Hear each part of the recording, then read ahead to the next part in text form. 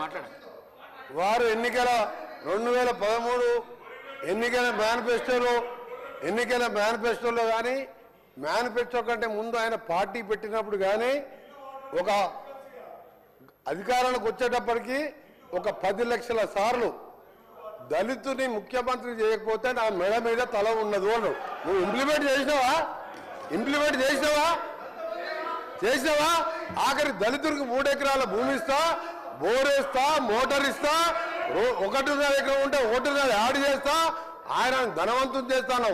చేసినావా? చేయలే. మూడవది, ఒక దళితుడు ప్రతిపక్ష నాయకులు ఉంటే సంతలో పశువుల్లాగా ఎమ్మెల్యేలు కొనుక్కొని ప్రతిపక్ష హోదా లేకుండా చేసి దళిత వ్యతిరేకం నిరూపించుకున్నావు. ఇకపోతే చదివించా ఇంటికో ఉద్యోగం, డబుల్ బెడ్రూమ్, నీ బిడ్డలు తేలబడుకుంటారు. నీ చెప్పమంటావా? 1,00,000 అబద్ధాలు ఆడి 2 సార్లు అధికారంలోకి వచ్చిన మీరు మేము చేసిన కార్యక్రమాలు లక్షల కోట్ల మంది ఇలా ఆర్టీసీలో ఉచితంగా మహిళలు ప్రయాణం చేస్తున్నారు. చూస్తలేవా?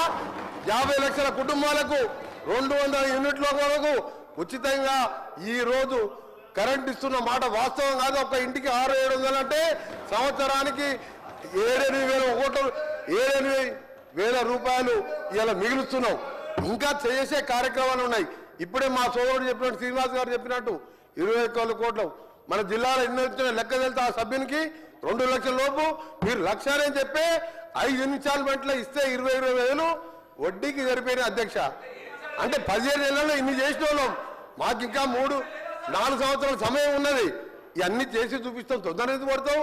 అసలు నువ్వు దళిత ముఖ్యమంత్రి అని ఇన్ని లక్షల మంది దళితులు మోసం చేసి ఇలా బీసీ కులగాలను చేస్తే కేసీఆర్, కేటీఆర్, హరీష్ రావు పార్టిసిపేట్ చేయలే. అంటే మీకు ప్రజల మీద ప్రేమ లేదు. అధికారం కోసం తప్పుడు వాగ్దానాలు, 1,00,000 వాగ్దానాలు ఇచ్చును. నీవిచ్చిన వాగ్దానాలు సగం అయిపోయాయి. మిగిలినవి కూడా చేసి చూపిస్తాం. తొందర పడకు. నువ్వు పోయి రైతుల దగ్గర కాదు, రైతుల కోసం ఎవరేం చేసిండు, నారాయణ డ్యామ్ ఎవరు కట్టిండు, శ్రీరామ్ సాగర్ ఎవరు కట్టిండు, శ్రీశైలం ఎవరు కట్టిండు, SLBC నుంచి ఎవరు కట్టిండు, కల్వకుర్తి ఎవరు కట్టిండు, నెట్టెంబాడు, ఇవన్నీ చెప్పాలని చాలా ఉన్నాయి. గవర్నర్ ప్రసంగం మాట్లాడితే మంచిదని గౌరవ సభ్యునికి సలహా ఇస్తున్నా. మీరు చెప్పాలంటే చాలా ఉన్నాయి. రెడ్డి గారు